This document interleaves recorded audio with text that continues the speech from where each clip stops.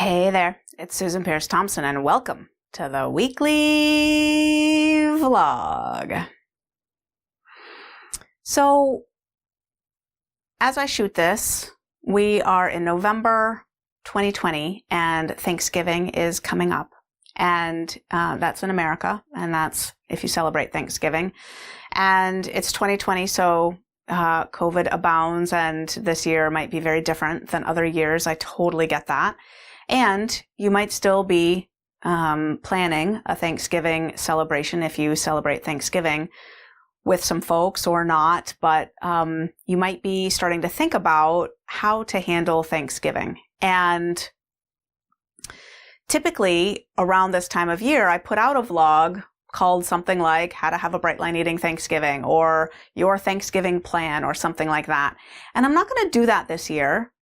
In part because I did it in 2015, I did it in 2016, and I did it in 2018. So you can go Google those and find them and watch them if you want, because I have, before this, really clearly laid out all my best guidance for having a super bright, super gloriously joyful Thanksgiving without eating off your bright lines. And so the way to find those vlogs is you go to brightlineeating.com, the Bright Line Eating website, and you click on the vlog tab. And there's a search bar right at the top, and just type Thanksgiving into it and they'll come up. It'll be super easy.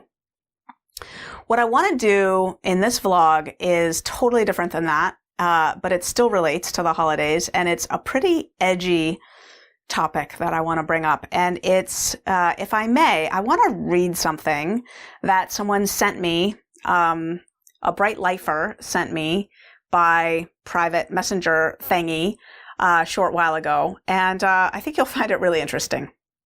So this bright lifer sent me a message.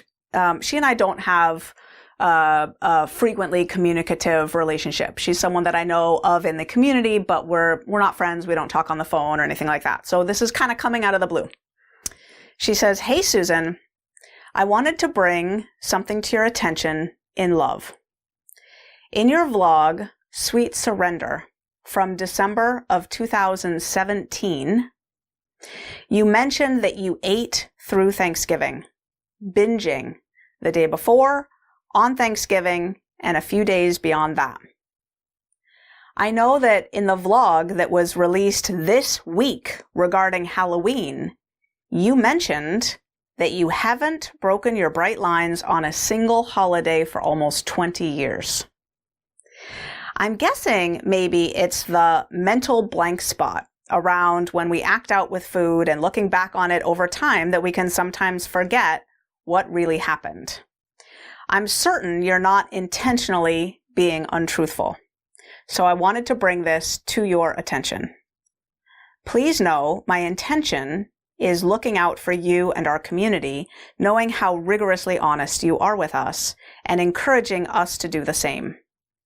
This is being said with the utmost love and respect for you, believing that you would want someone to share this in love, so you're able to move forward and come across in the honesty I know you try so hard to convey to all of us. Thank you again for all the encouragement and support you provide to each one of us. I will leave this in your hands, trusting you to do whatever you feel is best with all of this. Sending you so much love and respect." And then she sent me a link to my own vlog from December of 2017. Whew! I read that, and you know what I thought when I read that was, I knew it. There was a niggling, vague feeling of like, have I really been bright every Thanksgiving or not? And when she sent that, it came clear. Not completely clear though, because check this out. I wrote back to her. I was very appreciative and grateful. I started off, thank you, thank you, thank you. And then I said something like, it was just a quantities binge. I didn't eat sugar and flour, so maybe that's how my brain categorized it as not fully, because I didn't go all out. And she wrote back and she's like, no, watch your vlog again. You talk about eating sugar and flour all day on Thanksgiving. And I was like, oh, So I went back and I read my 5-year journal. Okay, I'm totally blushing.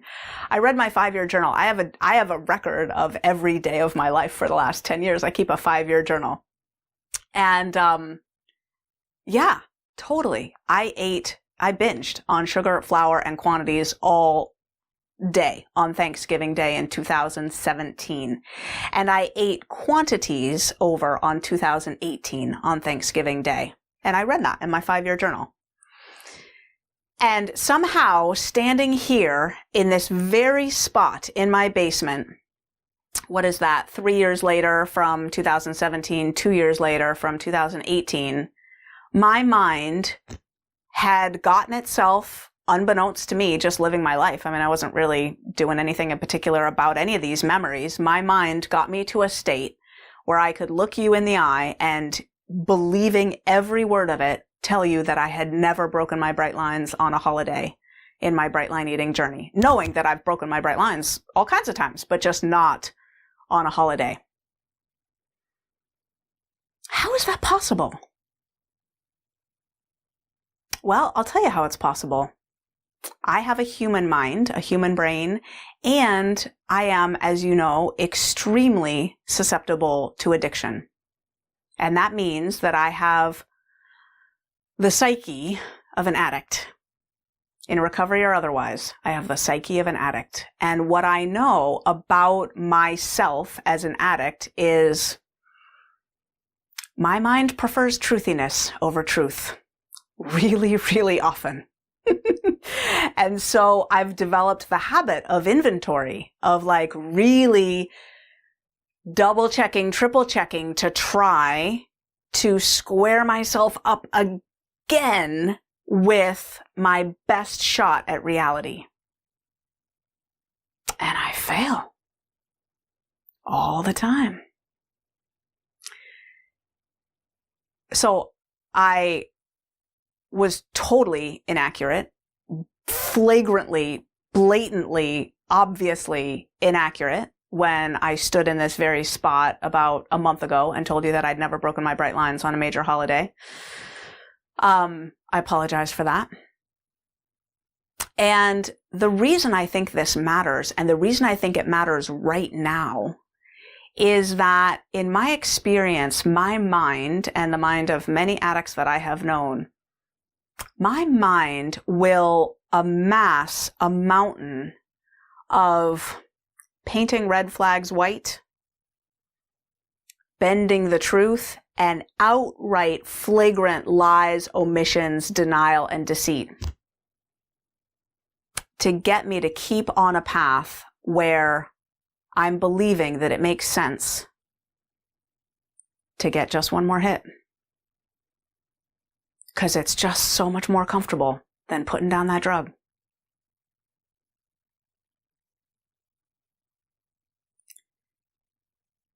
And I don't know if you experience this sometimes. If, like, let's say you're bright right now. Let's say you've lost a ton of weight in bright line eating and you're in a bright body and the people around you are going, "Oh, you look amazing. What have you done?" And you say, "Oh, I don't eat sugar. I don't eat flour." And they go, "Oh, I could never do that."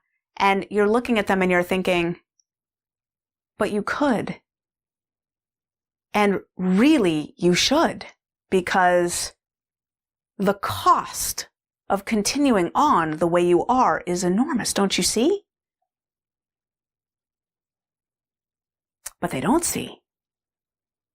They don't see, because their mind has also similarly amassed some version of their past where the consequences are relatively minimal, doesn't really matter, and continuing on this way makes perfect sense. Because this mountain of rubble or wreckage or, health issues and joint pain and prescription drugs taken, every morning, every night, and on and on and on, right? All of that, it's sort of minimized. It's sort of, tucked away with its excuses and its whatever. And, the thought of like doing anything about it just seems kind of unnecessary. And certainly that no sugar, no flour thing, that sounds preposterous. Like, who would need something like that? Isn't that extreme? And you're like, wait, didn't you have a triple bypass surgery last year? Was that not extreme? When they cracked open your ribs and, put stents in your heart? Was that not extreme? Yeah, not to the mind that's already forgotten that. Not on any Vicodin anymore. It's all cleared up. Doing just fine. Looking forward to Thanksgiving. Whew. I am so not healed and cured from that kind of self-deception, as I now have a record on tape for everyone to see. I am so not immune from that kind of warping, covering up of the past, minimizing the harm. I haven't really inventoried in all like clear-headed honesty the harm that I think I did myself and our whole community by eating on and off from mid-2015 to, I guess the last time I ate off plan was September 14th or September 13th, the day before of 2019. It was a long time of going in and out, on and off my bright lines. I was doing the best I can. I know that. I can't change the past. I know that. I'm glad that I was as honest about it as I could be. I know that. But it's sometimes hard as an addict. And, you might not like the term addict. You might not at all welcome that, embrace that, relate to that. I get it. And, one of the main things about food is that it's often the non-addict's drug of choice, right? Oh, I'm not an addict. My brother's an alcoholic, right? My uncle did drugs. He was an addict. I just like to bake for the family. What do you mean I'm an addict, right? So it can be hard to even maybe think that everyone who's watching this vlog is going to even pause to deeply consider, could this apply to me? Could I be lying to myself as well? Quick sidebar, and then I'll let you get on with your holiday season. There's a body of research by Elizabeth Loftus. She's the primary principal investigator on the line of research, but there's a ton of other memory researchers who are involved now on implanting false memories in people. So they do this work in the lab, and they've figured out how to implant false memories in people. And funny enough, people walk away thinking that they really experienced this thing that they never experienced. It's this whole protocol. It's fascinating. So they do this with college students. They invite them into the lab and they recruit them on, I think they say that it's going to be a study on shared family narrative, shared family stories and experiences. And they get their college students permission to contact their mothers and fathers and sisters and brothers, right? And so from their mothers and fathers and sisters and brothers, they get stories of unusual, true things that happened to said college student. The time that they fell off the horse and broke their leg, the time that they got mono in sophomore year of high school, the time that they on and on and on. And what they do is they ask the college student about these memories, and then they throw in a fake one. And then that time that you were lost in the mall for, hours and hours and hours, and the police came and you were 6 or 7, and the person's like, oh, I don't remember that. And then they throw it in the next time they talk with them, and that time. And then after a few repetitions, the person starts to remember, oh yeah, and then the police came, and right, my grandma had to come pick me up. Yeah. And then when the study's over, they say, by the way, they have to debrief to be ethical. They debrief and say, by the way, we made that one up. We implanted that memory in you. That actually never happened. And it's some stunning percent of people who reply, oh, it happened. I remember that. I know that happened. And they say, no. We implanted that in your mind. That is not something that happened to you. No, it did. I remember it. Okay.